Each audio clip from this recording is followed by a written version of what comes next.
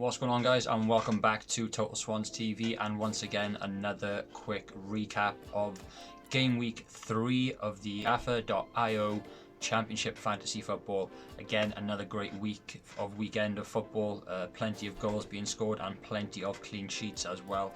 So without further ado, let's once again check out my team and how I did this week, and then we'll take a look at the overall leaderboards, and of course we'll then take a look at everybody in the private league and the team of the week for game week 3. So let's get straight into it. Let's see how the teams did.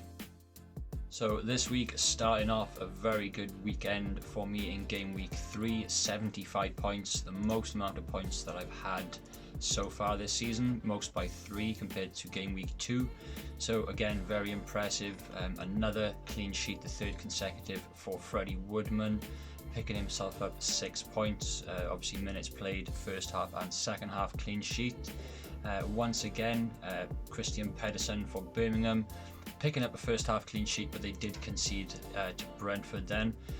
But minutes played, 2 points there as well. Sean Hutchinson also picking up 3 points for a second half clean sheet, 2 points for minutes played, but also then getting a -1 for a yellow card.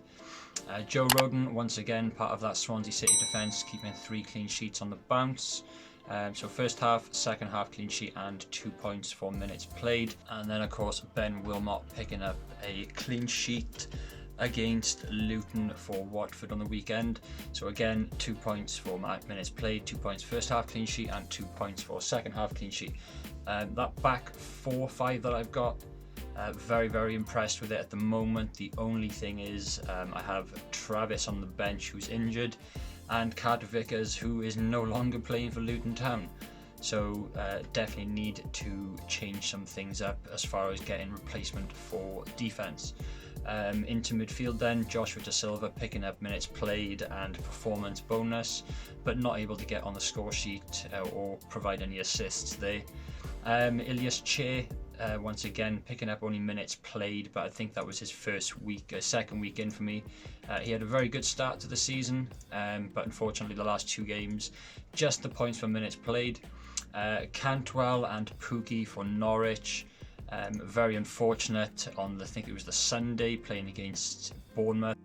It finished 1-0 to Bournemouth, so unfortunately no points picked up there for Cantwell or Pookie. Well, Pookie got 2 points for minutes played, and Cantwell, I do not believe that he was even in the team for the weekend.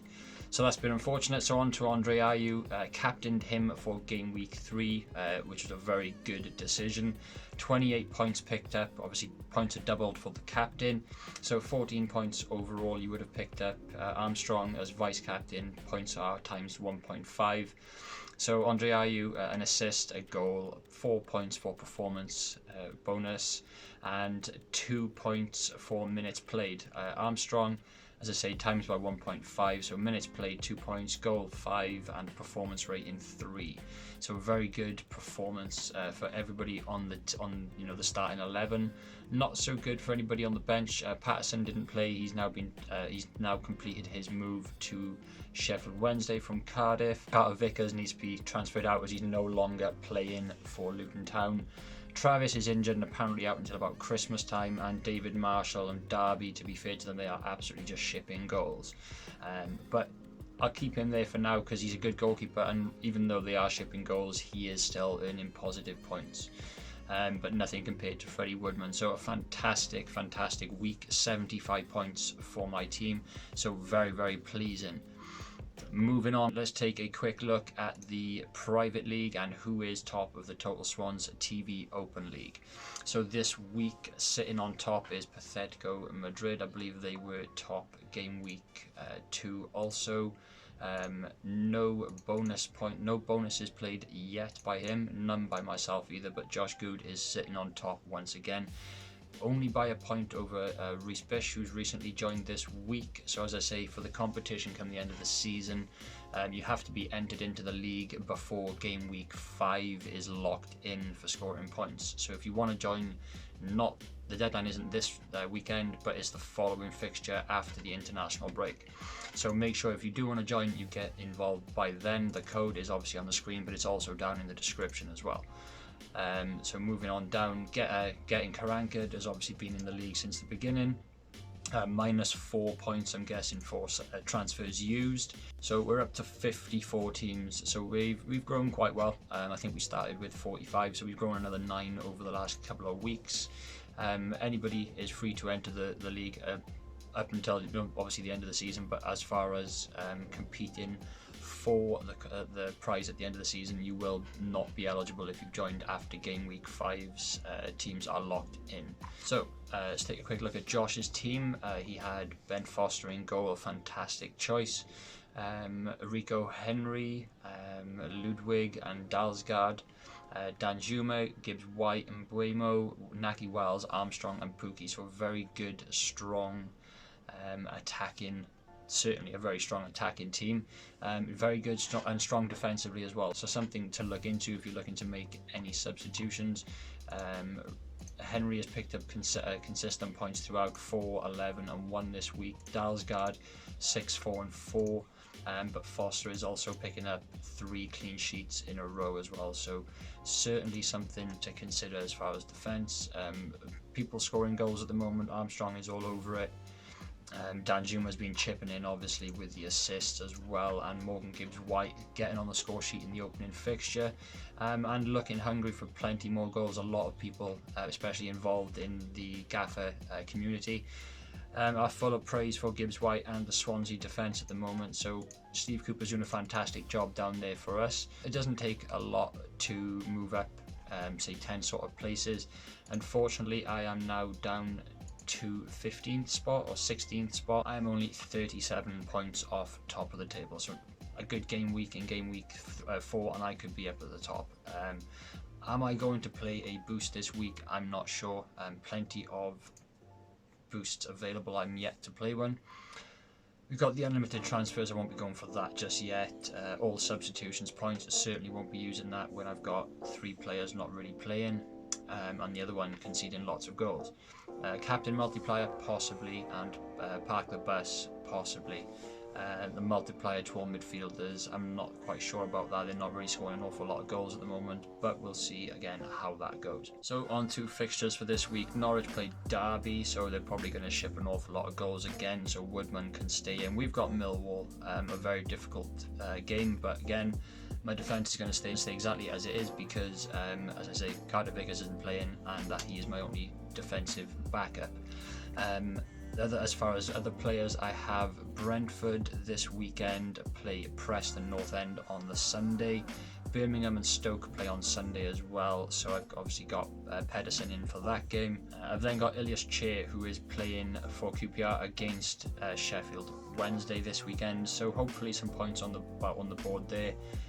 Armstrong is playing against Cardiff, so fingers crossed Blackburn continue their scoring form and Armstrong gets on the score sheet. I may put him as captain again this week. I transferred him in last week, so I may make him captain over Andre Ayew.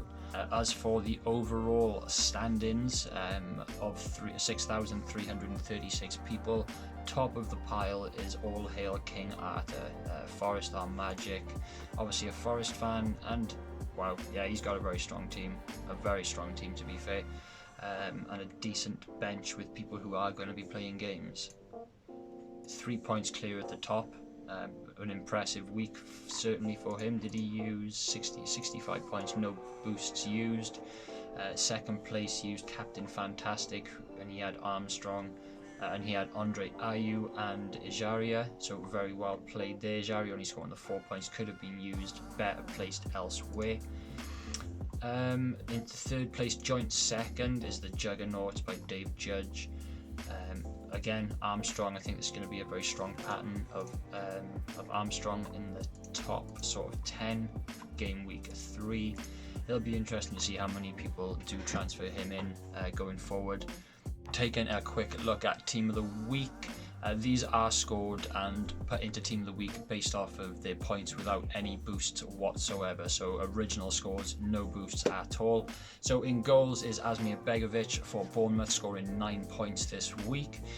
In defence, supporting him is Toffolo of Huddersfield and Jake Bidwell of Swansea City.